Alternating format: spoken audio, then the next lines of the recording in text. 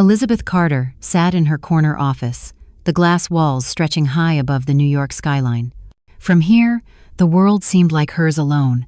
The endless sweep of lights, the hum of Wall Street, the pulse of power.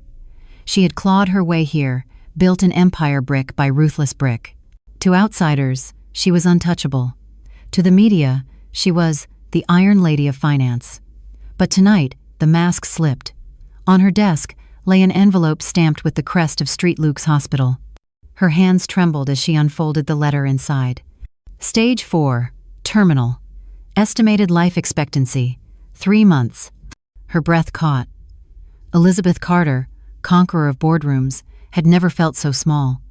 She leaned back in her chair, staring at the ceiling as tears slid silently down her face. The empire she built meant nothing now. What was the point of power when her time was already measured out like grains of sand? The next morning, she put on her navy suit, her heels, her mask of steel. No one in the glass tower suspected that beneath the perfect hair and diamond-cut smile, their CEO was breaking apart. Meetings, signatures, decisions all blurred together until even the walls felt like they were closing in. That night, she stayed late in the office, staring at the skyline. The light above her desk flickered, buzzing with irritation. She pressed the intercom and told facilities to send someone. An electrician arrived within half an hour. The man who entered was nothing like the polished consultants she was used to. He wore rolled-up sleeves, work boots scuffed from labor, and carried a battered toolbox. Behind him trotted a girl of 8 with bouncing curls and bright blue eyes, holding a sketch pad. "You're the electrician?" Elizabeth asked sharply. "Yes, ma'am. Daniel Miller. Heard you've got a rebellious light fixture." His tone carried no fear of her title, just a hint of humor. Elizabeth frowned at the child. "And this is?" "My daughter, Sophie. Babysitter canceled. I hope it's not a problem." Elizabeth wanted to snap that it was, but then Sophie ran to the window, pressing her nose against the glass, exclaiming, "Wow, you can see the whole city from here. This is awesome." Elizabeth blinked. She couldn't remember the last time she had used that word or felt it. Daniel climbed the ladder, fixing the light with ease. Sophie skipped around the office, making Elizabeth uneasy yet strangely charmed. Before leaving, the girl tugged Elizabeth's sleeve. "Do you have kids?" Elizabeth stiffened. "No, I never made time." "You can borrow me," Sophie said cheerfully. "I'm really good at asking questions." For the first time in years, Elizabeth laughed. It startled her. Daniel glanced down, noticing. They left, and silence reclaimed the office. But Elizabeth found herself staring at the door long after they were gone. The next day, she picked up the phone. Something inside her, something reckless, made her call facilities for the electrician's number. When Daniel answered, she invented an excuse about electrical anomalies on the 32nd floor. She added quickly, "You can bring your daughter if you need to." When they arrived, Sophie marched down the halls like she owned them, notebook in hand, announcing she'd drawn a map in case her dad got lost. Daniel rolled his eyes. Elizabeth almost smiled. She followed them into the server room, watching Daniel's steady hands, his calm voice, the way Sophie chattered about stars and school projects. At one point, Sophie asked Elizabeth, "What do you want to be when you grow up?" Elizabeth froze. She was 40, the CEO of a global firm. What could she say? Finally, she whispered, "Happy." Sophie nodded. "Me too." That evening, Elizabeth found herself unable to shake the warmth of their presence. Against her better judgment, she invited them to dinner. They met at a small Italian restaurant tucked into a quiet street. Sophie argued for 3 meatballs instead of 2, and the waiter surrendered. Daniel ordered simply, while Elizabeth, used to sommeliers and foie gras, ordered tomato soup and a salad. She wanted to taste something real, unpolished. As they ate, Sophie pointed out, "We look like a family." Elizabeth's fork trembled, but she smiled. "Maybe we do." She returned to her penthouse that night, but the sterile silence was unbearable. On the counter lay the hospital letter, a constant reminder. She scribbled a list on a napkin. Things to do before 3 months were gone. Learn to make soup, buy a real plant, see the city without glass, tell someone the truth. The list felt fragile but vital. Days turned into a new rhythm. Elizabeth found excuses to see them again. A picnic in Central Park became the first item on her list. She sat on the grass in sneakers she hadn't worn in years, watching Sophie chase pigeons and Daniel unpack sandwiches. She lay back, staring at the sky, marveling at how blue it was. "I've never just stopped to look," she admitted. "You should do it more often," Daniel said. Soon, she added another item: ride a hot air balloon. One Saturday at dawn, they soared above the fields outside the city, the basket swaying, the sunrise painting the clouds gold. Elizabeth clutched the edge in fear at first, but then her breath caught in wonder. "I feel alive," she whispered, tears in her eyes. But shadows crept closer. At a dinner with investors, she nearly collapsed in the bathroom, gripping the sink as dizziness overwhelmed her. She returned to the table with her mask intact, but Daniel noticed her pale face when he drove her home. "You can't keep pretending," he said. "I have to," she insisted. "They'll devour me if I show weakness." "You're not weak. You're sick. There's a difference. And you don't have to hide it from me." She looked at him then, her heart aching. "I don't want you to watch me fall apart." "Then let me hold you together," he said quietly. Her defenses shattered. She leaned into him, tears spilling, and for the first time in years, she didn't feel alone. One night, Sophie handed Elizabeth a wish list she'd written for Christmas. At the top, a telescope. Below that, Disney World. At the bottom, scrawled in crayon, for Elizabeth not to be sick anymore. Elizabeth held the paper, her hands trembling, tears blurring the words. Sophie climbed into her lap, whispering, "I just want you to stay." Elizabeth hugged her tight, silent sobs shaking her body. Over Sophie's head, she met Daniel's eyes, and in them she saw the same silent plea. She added new items to her list. Make pancakes, sing karaoke, be a mother, even if only for a little while. With Daniel and Sophie, she did them all. The pancakes were burned, the karaoke off-key, but the laughter was real. Every smile felt like stolen treasure from the ticking clock. Then came the night she collapsed on the sidewalk, Daniel catching her just before she hit the ground. The ambulance screamed through the streets, Sophie crying in the back. At the hospital, doctors spoke in grave tones. Her condition had advanced. She might not leave. In the sterile room, Elizabeth whispered to Daniel, "I don't want her to see me like this." "She doesn't see you as weak," Daniel said fiercely. "She sees you as family, and so do I." Her eyes filled with tears. "And to you? You're the strongest person I know, and the woman I love." Her heart pounded. She reached for him, whispering, "I love you too." The board visited the hospital, pressing her to step down. She summoned her strength and told them the truth. "I am sick. I have months, not years, but I will lead until I can't. I won't leave this company in chaos." Her voice was faint, but firm. The board left unsettled, but silent. The doctor spoke of an experimental treatment. Dangerous, low chance of success, but it might buy time, or it might accelerate the end. Elizabeth looked at Daniel and Sophie. "What do I do?" Daniel held her hand. "You fight, because we're not ready to lose you." She nodded. "Then I'll fight." The morning of the procedure, she kissed Sophie's forehead. "Promise me you'll keep laughing." "I promise," Sophie said through tears.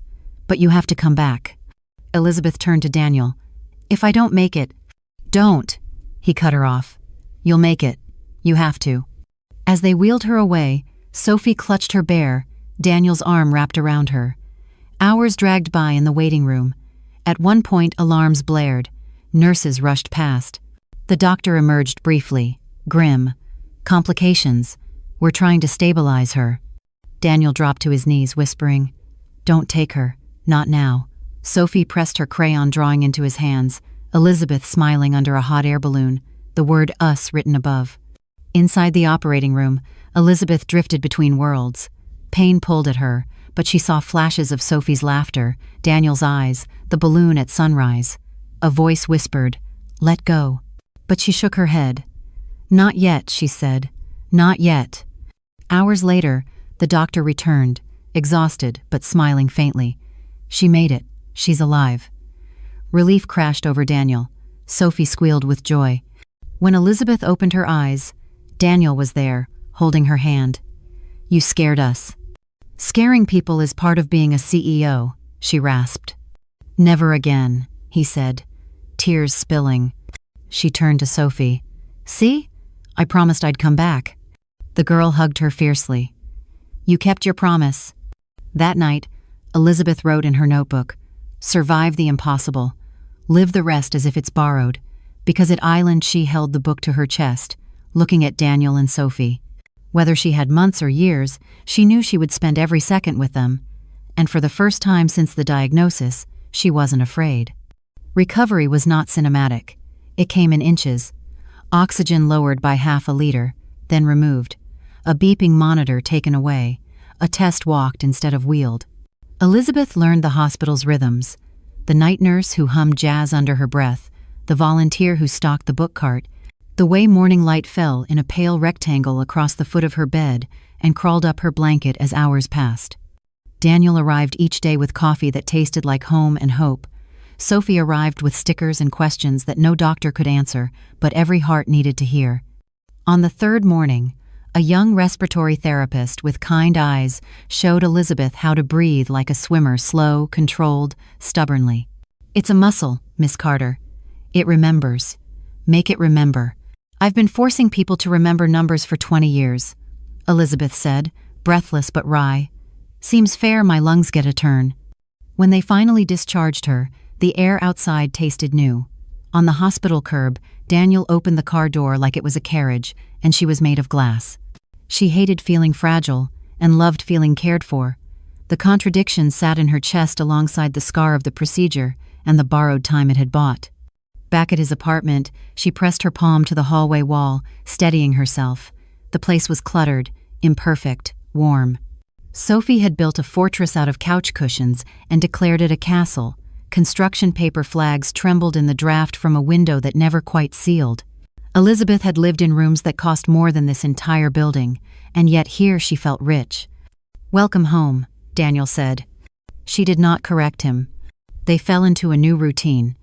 Morning pills lined up like soldiers on the counter. A walk down the block when the cold wasn't too sharp.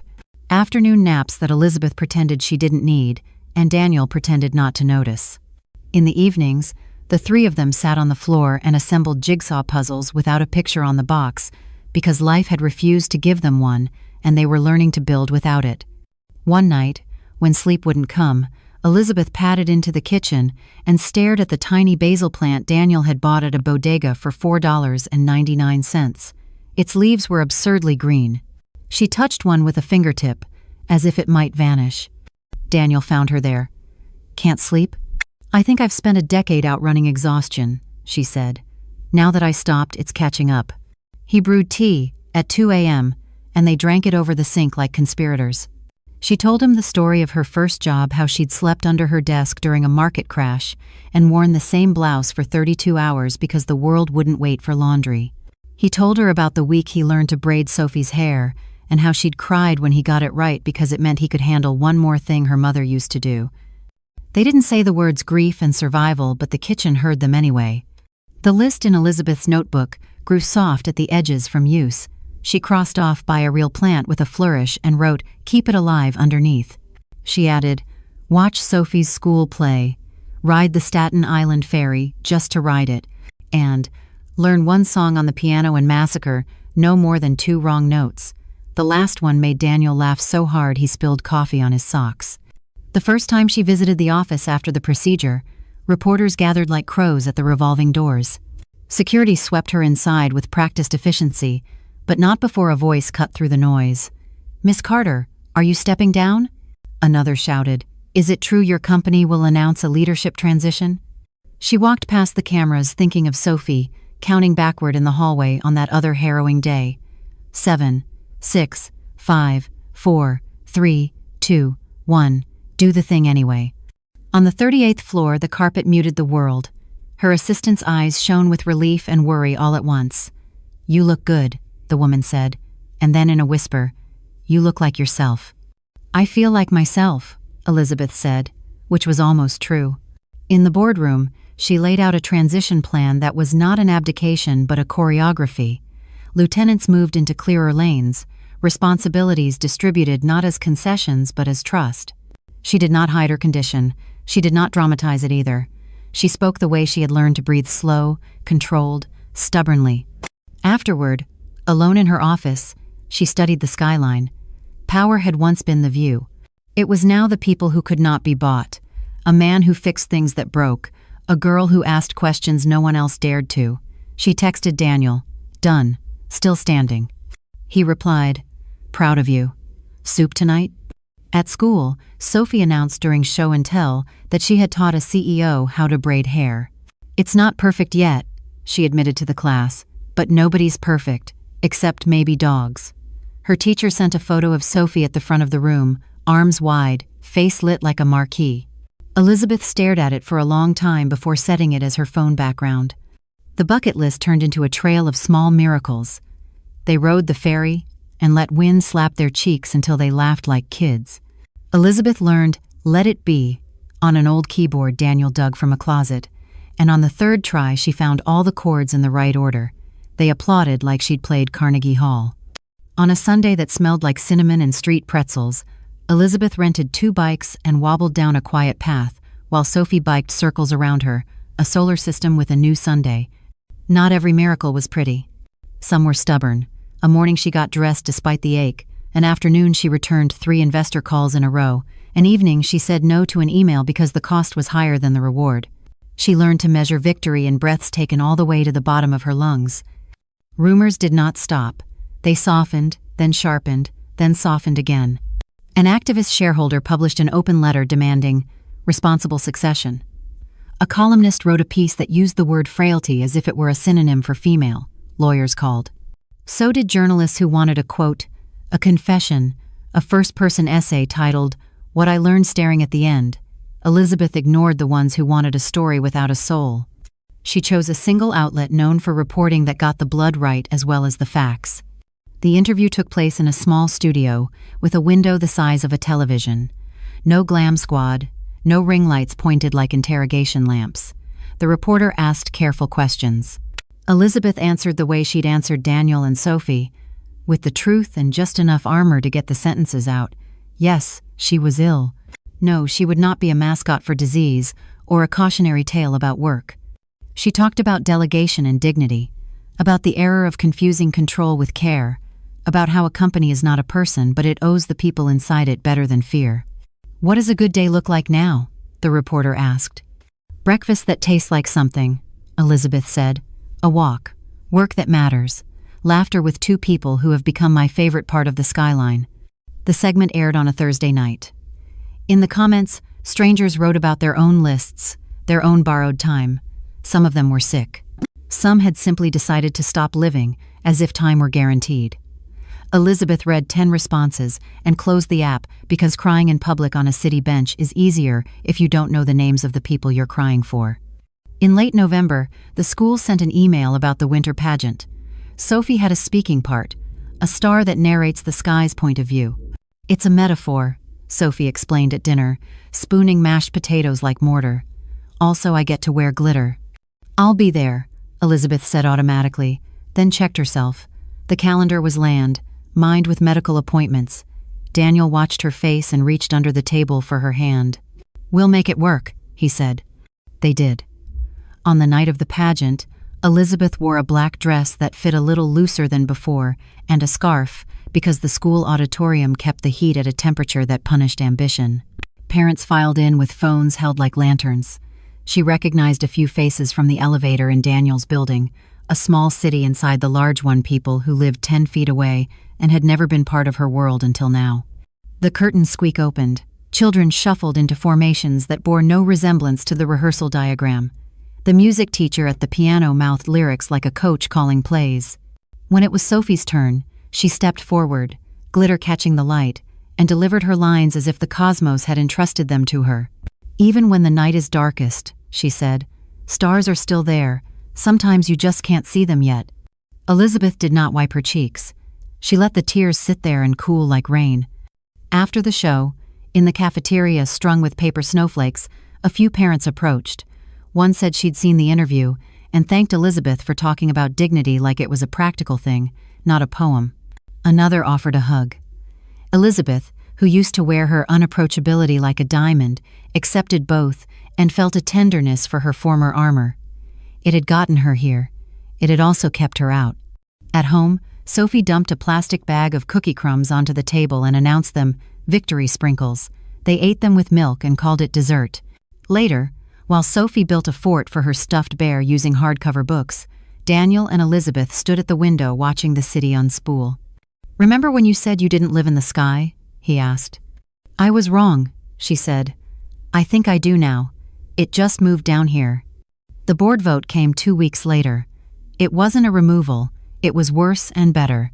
A resolution to initiate a planned transition over 90 days, with Elizabeth remaining as executive chair to shepherd a strategy she had written in the language of continuity rather than defeat. The activist shareholder voted against it and wrote a letter about urgency. The market shrugged, the stock dipped, then rose because algorithms know only the weather and not the climate. She walked out of that meeting lighter than she expected. Power had always felt like a weight she had to carry alone or risk losing. Sharing it hadn't broken her, it had allowed her to lift her head. On the sidewalk, a gust of cold made her cough. The cough didn't stop right away. Daniel steadied her through it, palm flat between her shoulder blades, the way he'd learned to help when her lungs forgot the lesson of breath. When it passed, he kissed the crown of her head without asking if anyone was watching. Someone was. She didn't care. December arrived with ice on the curbs and steam in the mornings. Sophie wrote a new list of wishes that started with a telescope and ended with more of everything. They bought the telescope secondhand from a man who had used it to impress dates and was now too in love to need props. On a clear night, they lugged it to the roof. The city washed out half the stars and gave them planes and satellites instead. They took what they could get. Through the eyepiece, the moon looked like something even a CEO couldn't buy.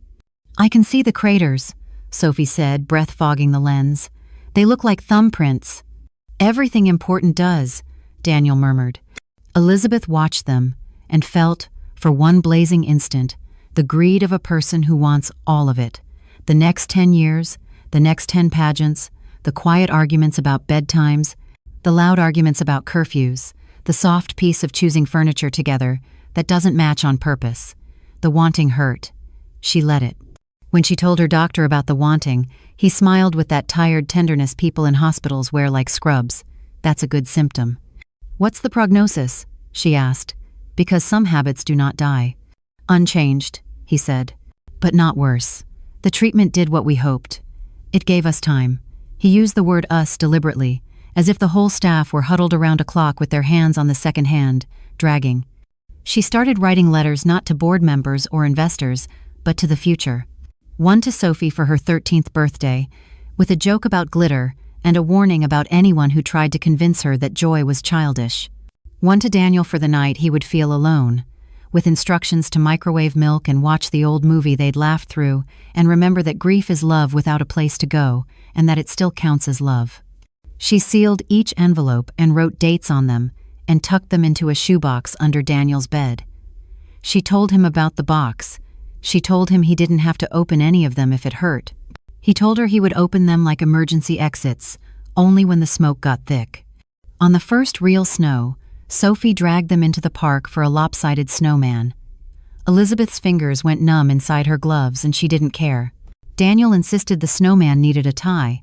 They fashioned one from a strip torn off an old scarf, which Elizabeth said was a metaphor for her wardrobe's new humility. A passerby took a photo for them.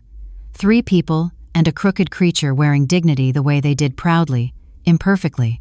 That evening, the company's holiday party pulsed in a ballroom uptown. Elizabeth went for an hour. She hugged employees she used to nod at. She avoided the photo booth because pretending felt worse than honesty. A junior analyst told her she'd applied to Carter Holdings because she'd read an article about Elizabeth's first acquisition and wanted to grow up to be terrifying. "I changed my mind," the analyst added, blushing. "I want to grow up to be kind." "Those aren't opposites," Elizabeth said. "They only look that way from far away." When she slipped out early, Daniel's car idled at the curb like an oath. He rolled down the window and whistled. "Need a getaway driver?" "Do you take stolen bosses?" she asked, sliding in. "Only the ones with reasonable playlists." "My playlists are perfect," she said. "They're all power ballads," he said. They're efficient." He drove them past the building with her name on it. She didn't look up. She didn't need to. It would be there tomorrow. So would she, in the ways that mattered. In the quiet after midnight, when Sophie slept and the radiator knocked as if the building were chewing, Elizabeth lay awake and traced routes across the ceiling with her eyes. She had learned to live in loops that were not traps, but dances. Hospital, home, office, roof, park, soup, sleep. The loops were teaching her something the latter never had. Meaning is circular. You go around and around the people you love, and each pass makes a groove, and one day that groove is a life. Near the end of the 90 days, a memo went out to the company. It was her voice in the rhythm of a letter. She said what leaders rarely say: that work is a portion, not a person. That ambition is a beautiful engine but a cruel driver. That the company would outlive all of them, and that this was not to be feared, but honored by building structures that did not require a single spine to hold them up. She thanked people by name. She used the word "we" until it stopped feeling like a concession and began to feel like grammar. The same week, Sophie came home with a flyer for a father-daughter dance. "Can you come?" she asked Daniel, then turned to Elizabeth, face bright. "And can you be there too? You can be my photographer. You're good at taking pictures because you see the best part." "I'll be there," Elizabeth said. She did not add if. They were all done with if. On the night of the dance, the gym smelled like lemonade and floor wax. Paper lanterns sagged from the basketball hoops. Daniel wore the one tie that fit. Sophie wore a dress that swished like a promise. Elizabeth wore boots because she had learned the wisdom of sensible shoes the hard way. She took photos of them spinning, and of the other families who did not look like each other but moved like they belonged.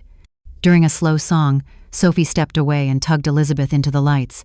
"Dance with us," she commanded. "It's a metaphor."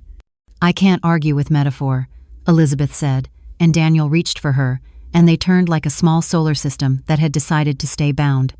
Later, at home, after cheeks were scrubbed pink, and Sophie was tucked in with her bear, wearing a bow tie borrowed from a toy, Elizabeth and Daniel stood in the hallway between the sleeping room and the awake room. She rested her forehead against his. "I keep waiting for the bottom to fall out," she admitted. "It might," he said. "We'll lay a rug there." She laughed into his collarbone. "That's the worst metaphor." "It's late," he said. "My brain clocks out." She could feel the clock behind everything, the one that had not stopped with the procedure. She could also feel this, the warm press of his hand at her back, the tiny buzz of the refrigerator, the even breath from the room where a child dreamed of stars with thumbprints. There were so many clocks, it turned out. If you listened only to the loudest one, you missed the rest. On a Sunday morning that forgot to snow, they made pancakes that were finally not burned. Elizabeth flipped one and it landed almost round. Sophie cheered like a stadium. "We did it," Elizabeth said, and didn't specify whether she meant the pancakes or the day. A notification pinged on her phone. It was an email from a nonprofit that matched mentors with girls who wanted careers in fields where women still introduced themselves with apologies. They had reached out after the interview. Would she consider a 15-minute Zoom with a high school senior who watched the segment and wrote a personal statement about breathing? Elizabeth wrote back yes, and then realized she was crying again, not because the world was cruel, but because sometimes it remembered to be kind. On the call, a girl with nervous eyes asked how to be brave. "You don't," Elizabeth said. "You act scared until the thing is done. Then you learn you were brave while you weren't watching." After she hung up, she wrote one more line in the notebook. It was not numbered. It wasn't even a sentence. It was a name. Hers. The way Sophie had once printed it under 3 stick figures on a restaurant napkin and titled it, "Us." She circled the word and put the notebook back on the shelf next to the basil plant, which was somehow still alive.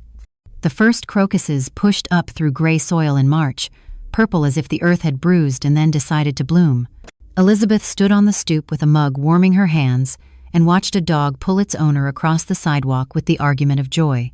She felt tired in the good way, earned tired, and new in the old way, born again not from miracle but attention. When the mail came, there was a package, with no return address. Inside, a telescope eyepiece and a note, for seeing closer. No signature, just a doodle of a star with a smile.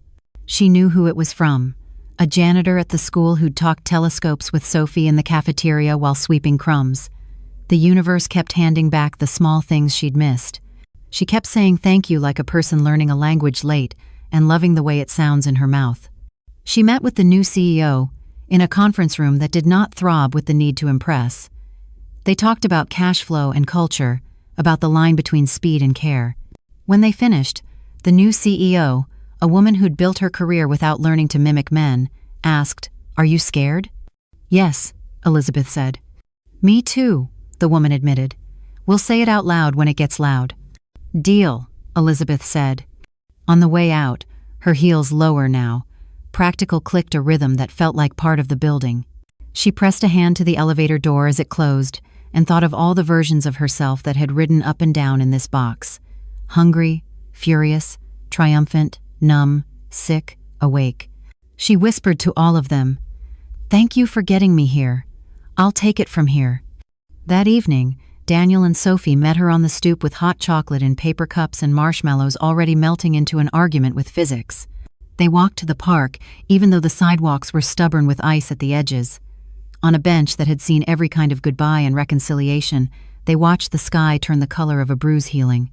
"I added something to my list," Sophie announced. Number 4, teach Bear to waltz. "That's ambitious," Daniel said.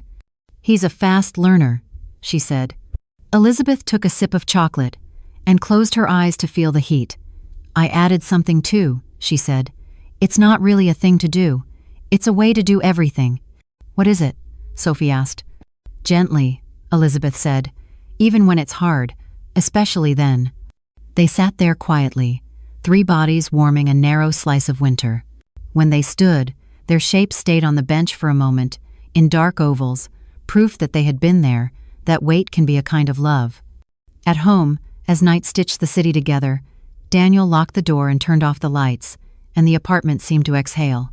In the dark, Elizabeth found his hand and did not let go. She could feel the future, pressing its forehead to the other side of the door like a stray animal deciding whether to trust. She whispered to it without fear or bargain, "Come in if you can. If you can't, we'll sit right here together until morning." The clocks kept going. So did they.